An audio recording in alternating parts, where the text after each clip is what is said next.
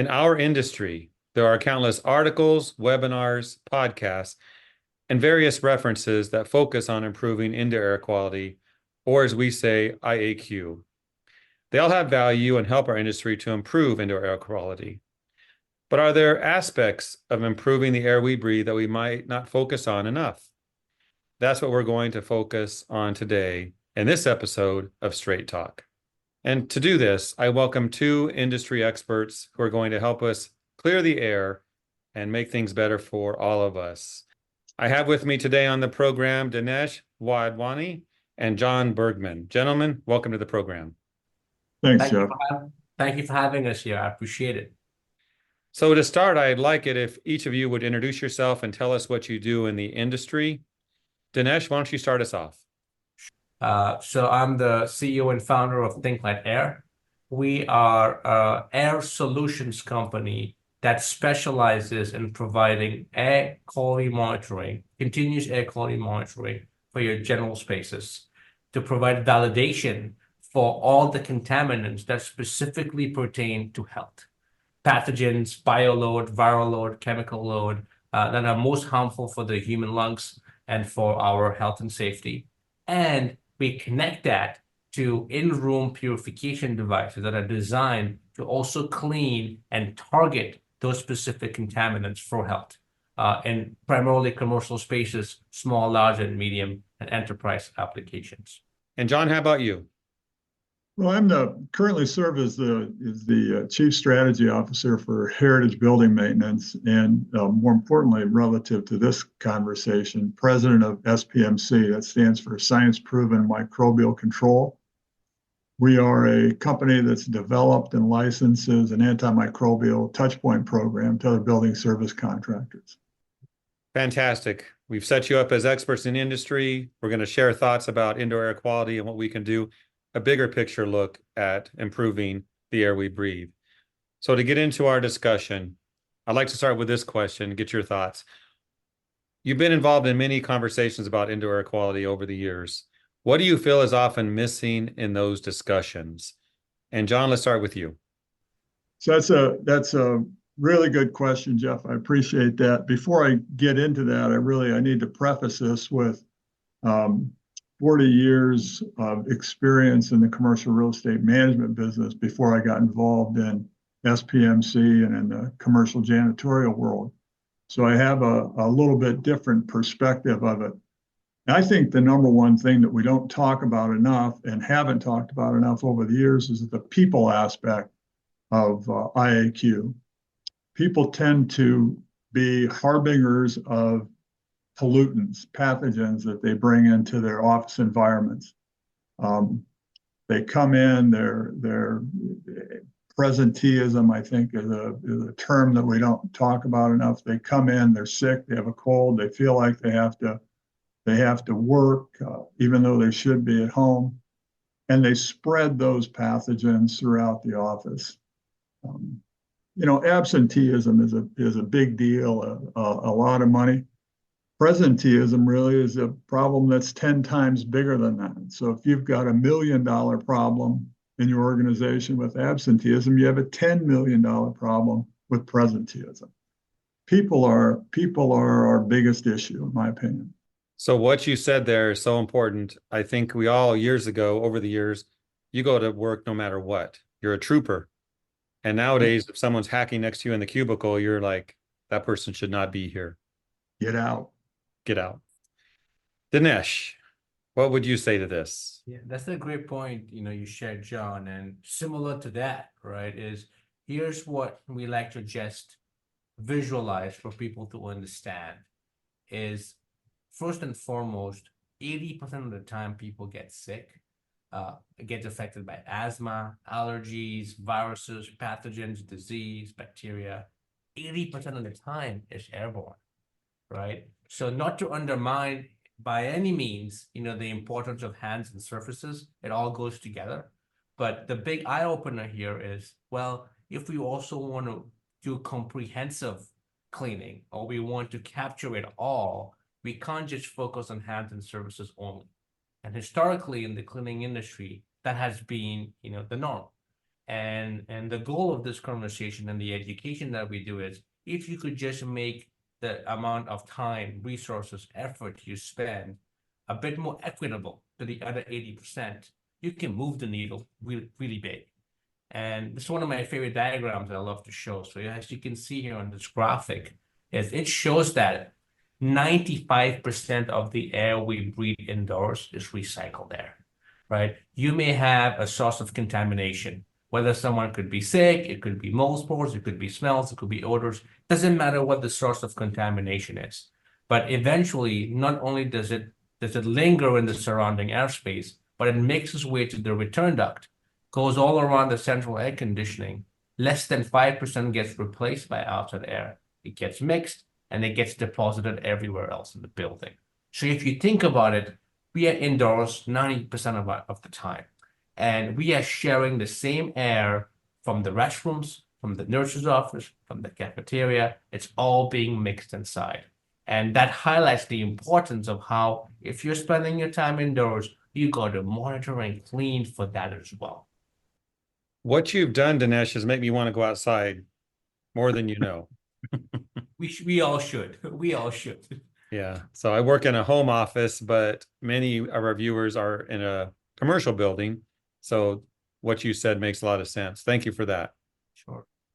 Another point to think about is about the COVID-19 pandemic. You know, it brought awareness to the need for cleaning across the board, surfaces, and the air we breathe. What are some post-pandemic issues that we're struggling with now regarding indoor air quality that have happened in these recent years? And Dinesh, it's your turn to start. First and foremost, when people talk about indoor air quality and air cleaning, it always gets, conveniently connected to COVID-19 and the pandemic. To me, in my mind, is COVID-19 was nothing but just a trailer, right? Or an example of what bad air can do to a society. That's really what it is. You speak to doctors and healthcare professionals today, they will tell you there's other bigger concerns of air quality, right? COVID is way at the bottom of the list, right? Whether it is more dangerous pathogens like C. diff and MRSA and tuberculosis and flu. But the bigger one, if you on the EPA website today, the top 3 reasons why indoor air quality is so important is number 1, asthma. 1 out of 5 people have asthma in this country. 1 out of 10 people have chronic asthma. Asthma is the number 1 reason for lack of presence or absenteeism in the workplace. The number 1 reason for lack of productivity in the workplace, right? And whenever people are aggravated by asthma or get asthma attacks, it's because of airborne particles, right? And the second one, I believe, was allergens and then mold, right? So those are things that are always in the air, always affecting people. And the big misconception is, well, first and foremost, if you want to solve and clean for those things, you have to go down to the smallest level of particle. So the other thing that happened during the pandemic is everyone scrambled to buy your traditional air purifiers that you could find in the Best Buy or Home Depot or something. Those were all designed, the street game used to be called, if you remember, Jeff, dustbusters, right? Yeah, dustbusters, right? So again, if all of you, all the audience over here, if there's one thing you take away from this, is this chart that you're about to see on your screen right now, right? Is everything you see in the bottom row is your larger particle that your typical filters, your HVAC filters, your air purifiers will clean. If you want to clean for health, you want to go down to 0.1 microns. That's where disease is. That's where our lungs have no defense mechanism for. Think about biothreats, chemical threats. If you remember anthrax, all those things.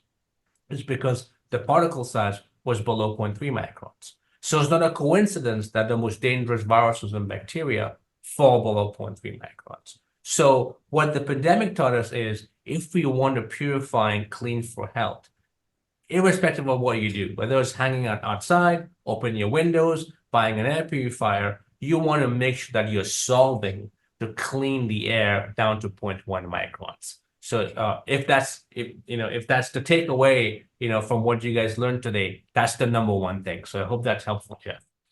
That is helpful. That's something you can measure. and the sciences behind that thought. So, John, what would you add to that? There's two things I'd like to say. One, I want to build off of Dinesh's conversation about asthma. One, I've been involved with the American Lung Association for 20 some years now, and I appreciate your recognition of that. That is a significant health issue throughout the built environment, right? I mean, it's a huge deal, and the idea of putting visibility behind air, right? We can't see it. We can't really touch it unless you go outside in the wind. You don't really even know it's there, right? So being able to put numbers, put visibility behind what the air we're breathing looks like, what's in it, how it affects us, I think is really critical. I also think that there's a lot of post-pandemic hangover. And what I mean by that is when everybody was out, when offices were unoccupied, there was a lot of stuff going on, right? We got really excited about air filtration. We got really excited about air exchanges. We got really excited about disinfection. We got really excited about doing things, right? Office occupiers, landlords, building owners wanted to do something to show occupants, to show tenants that they're on it, that they're really getting after it. That cost a lot of money, and that cost has created that hangover effect that now I've got to back down a little bit. Office occupancies are going back up now. I mean, we're not flying, but we're getting there, right? We're getting some increased occupancies. That coupled with that hangover effect of reducing kind of the cures, if you will, right? Reducing what we're doing to alleviate or improve air quality is going to come together at some point and create another little circle of issues. So I think it's important that we recognize that we can't back down. And I don't advocate what I call the dirty bar rag approach, right? Where we've all been in a restaurant where we see somebody walk around with a squirt bottle of something and a rag that probably hasn't been washed in 3 weeks, right, wiping down our tables so it's nice and clean for us when we sit down there to eat dinner. Now, we don't want that kind of a thing, but we do need to continue to ratchet up our response to pathogens and all the pathogens that are in our environment, not just COVID-19. Everything existed before that. It will exist after that. This is just one part of it. So I really think we need to get, beyond that kind of that hangover effect and start getting serious about the indoor environment that we're bringing people into. Okay. Well, John, sticking with you on this, what do you think about the focus on HVAC systems? You think there's enough, too much? What's your thought? I don't know. Jeff, I'll tell you, if your only tool is a hammer, everything looks like a nail, right? And that's what I think that's the approach that historically we've taken to IAQ, to indoor air quality. We rely on our mechanical contractor, we rely on our building maintenance engineers to run the building, to get us our air exchanges, and try to get us to a point where we've got the right kind of airflow. And that's how they've managed it. Then we get the Legionnaires. Now we've got another thing to deal with. It kind of grows, but we're still in that kind of that tight environment of HVAC, and that's important. I wouldn't ever discount how important it is to get, to meet those ASHRAE standards at least, right? Problem with those standards is their minimums. So we design to those minimums, we operate to those minimums, and we really need to go above that, in my opinion. So that's kind of an issue. I think, UV technology is great. I mean, I could talk about this for a long time, coming from the real estate world. UV technology is great, but it's not a cure-all. It doesn't take care of everything, right? You got to make sure that it passes through. You've got people that are using portable units and thinking that's solving the problem. Well, if it's in my office, maybe it is, but it's not going to solve the problem, anywhere else, right? So it's photocatalytic oxidation, another great technology. It's good stuff. If we can build layers, right? If we can build layers, and then we can add visibility to it so people can see that there's improvement, can see what their indoor quality looks like, then we start to win a little bit. Okay. So I love the hammer. I If love there's a them, nail. right? But I need a screwdriver. I'm going to need a wrench. I'm going to need a lot of other tools. Well, Dinesh, I noticed you were nodding your head during John's dissertation there. What do you think? That's a great analogy, John. Here's, our school of thought, what we have seen firsthand. We've been doing this for 15 years, right? So we were doing it, way before the pandemic. We were doing it in healthcare facilities, and then, of course, with the pandemic everywhere else now. But here's what we have seen. And you mentioned a great point, John, is I like the word hangover. Here's what the hangover looks like, when you look on the streets today, is everyone pushed the envelope on the MERV rating on whatever filters they had, right? Using the same hammer approach. And here's what has happened, right? Most buildings went from MERV 8 or MERV 10s up to MERV 13 because that was the maximum it could go to, MERV 13 or MERV 14. We have solid data that shows time and again this increased energy bills by about 30%. 30%. Now they're replacing filters once a quarter versus once every 6 months, right? So they would typically change filters, twice a year, but now it's 4 times a year, right? And that's the hangover.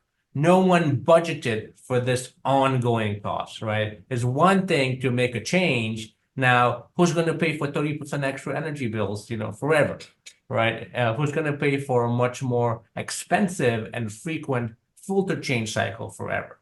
And here's the part that, that makes me real sad.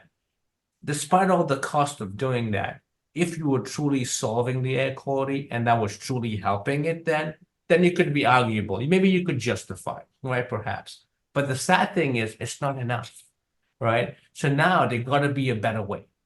And that's the thing about HVAC. Your question, Jeff, is your HVAC system is not your air purifier. It's not, right? As the name suggests, right, it's there for ventilation so that we don't suffocate on our CO2 and to condition the air for temperature and humidity. It's not solving for VOCs, which VOCs, by the way, are so critically important to measure and to deplete. I know you mentioned PCO, right? It takes care of VOCs in the air. VOCs act as the carriers of these pathogens. So many studies show if you can eliminate the carriers of the pathogens, before even getting to the pathogens, you will also eliminate a lot of the transmission of these diseases, right? So taking care of VOCs is something that your HVAC system cannot help you with.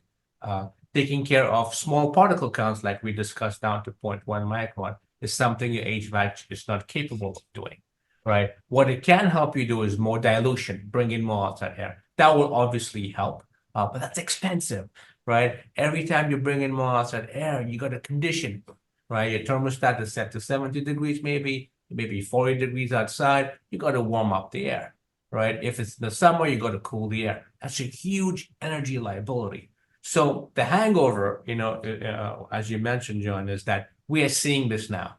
People were trying to do the right thing, right? They were, the heart and mind was in the right place, but now they're dealing with all this additional cost. And then there's frustration. Like, well, Omicron came and more people got sick. The last 2 years, we had the worst flu season ever. Now there's norovirus and things like that. And it's like, I made all these changes, but it seems to be getting only worse, right? And that's when we say, hey, before you make any decisions, why don't you put in some sort of a monitoring device, right? As you mentioned, John, and let's validate. So if someone tells you, hey, you got to put solution A, B, and C, before I go wild and put this everywhere in my facility, let me do a small pilot. Let me understand the before and after, and let me see what works best for my facility. And adding this element of data or air quality monitoring that encapsulates these metrics, right? The 0.1 micron count, the VOCs, and other contaminants. Now you can make some real data-driven decisions, and that's what makes it real now. Now there's no by guess and by gosh, throwing an arrow in the dark and hoping for the best. To build on that just a tiny little bit, this is a really important, I think, an important piece of this conversation. I think surfaces are critical too. How we handle vacuuming. Let's make sure that we have HEPA filters in our vacuums. Let's make sure that our cleaning protocols are where they need to be. That that we're not taking the dirty bar rag and using that approach. Let's make sure that we have a touch point program in there. So those commonly touched programs. I like to use the bathroom example. We've all been in a public restroom and watched somebody walk right out the door, right? No hand washing involved. Let's take care of those issues. Let's make sure that that doorknob, that faucet handle, the latch on the stall, let's make sure those areas are protected, have some durable protection on them. So we're taking care of those issues up front. Let's segue a bit and talk about this next point. And Dinesh, we'll start with you on this. But it's a quick answer, I think, to this. It's pretty simple. We know that the current indoor air quality perspective focuses on individual parts. We just talked about HVAC. We talked about UV light, different components.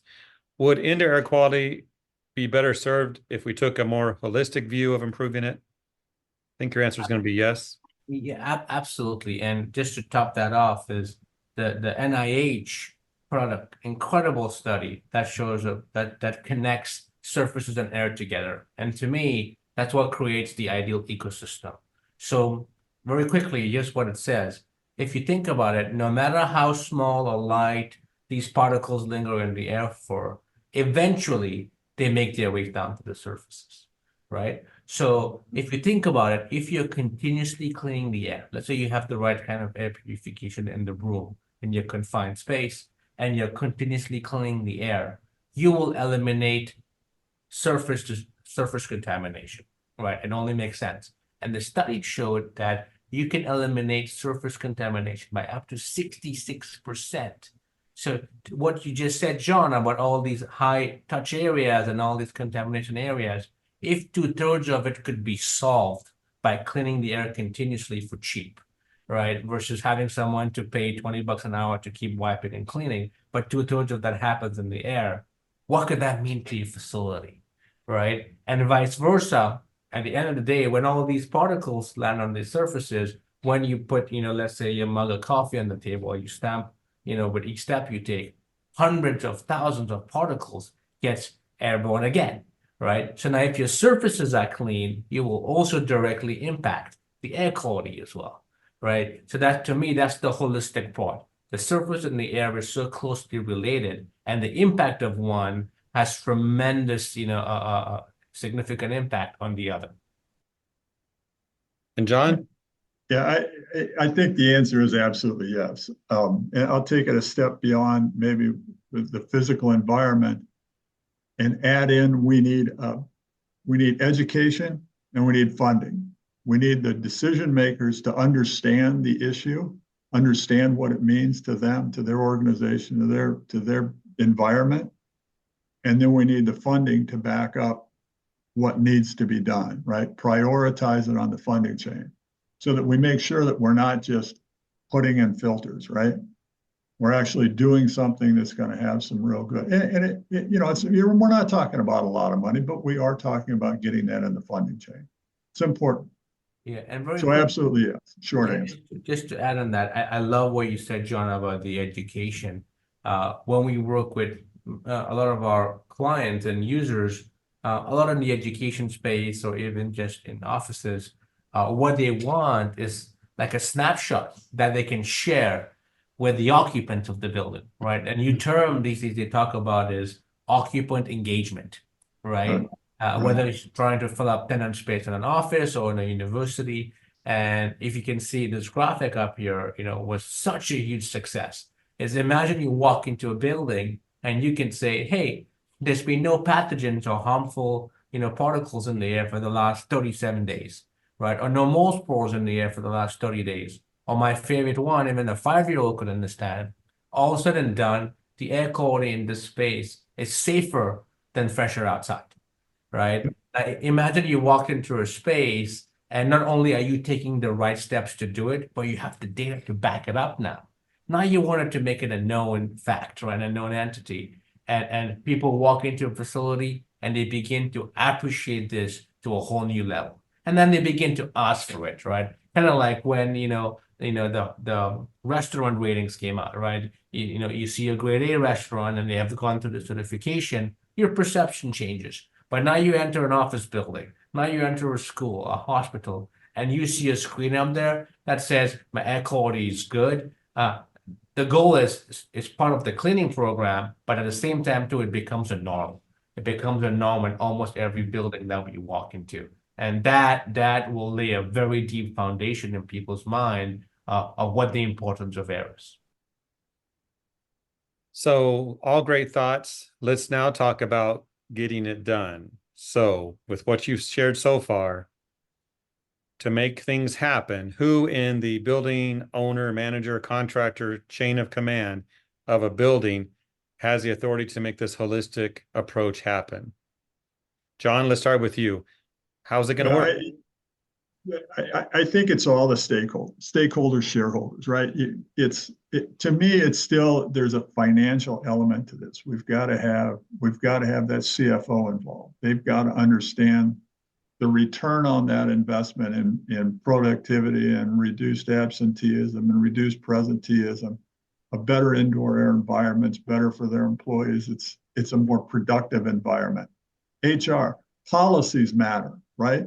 If I know I'm going to get hurt if I take a day off, I'm not going to take a day off. If I know I'm not going to get hurt, if I stay home when I'm sick, I'm going to stay home when I'm sick. The people who are involved.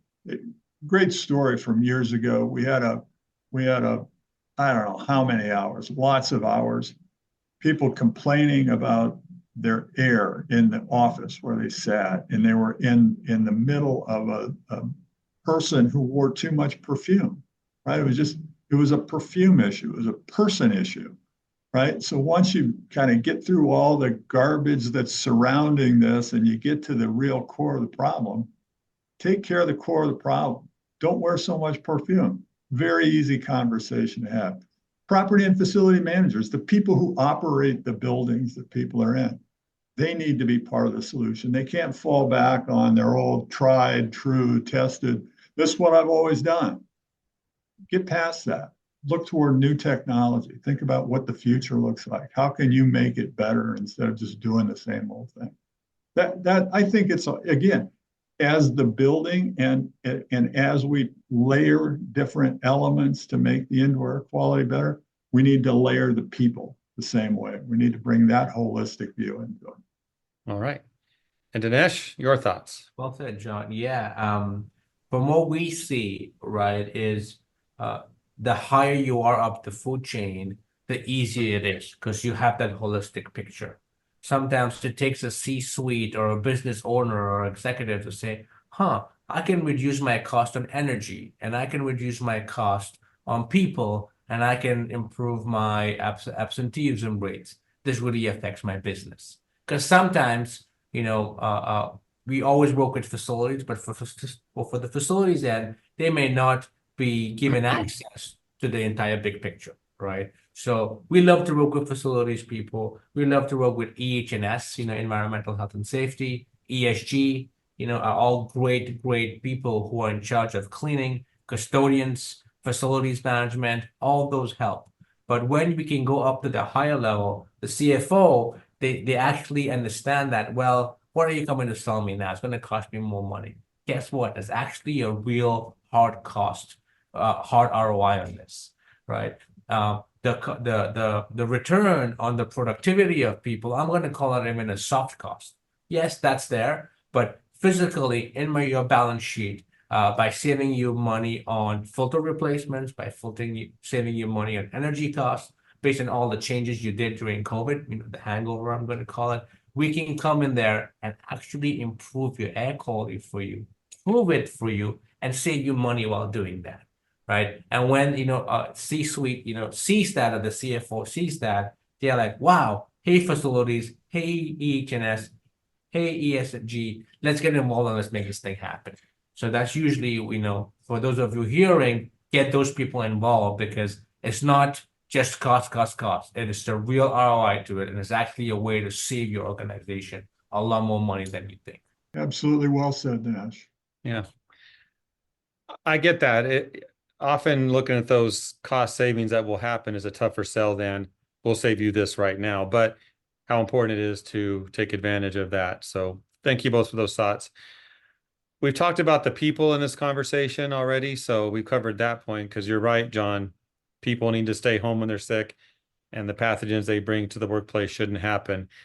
Let's wrap up our conversation today.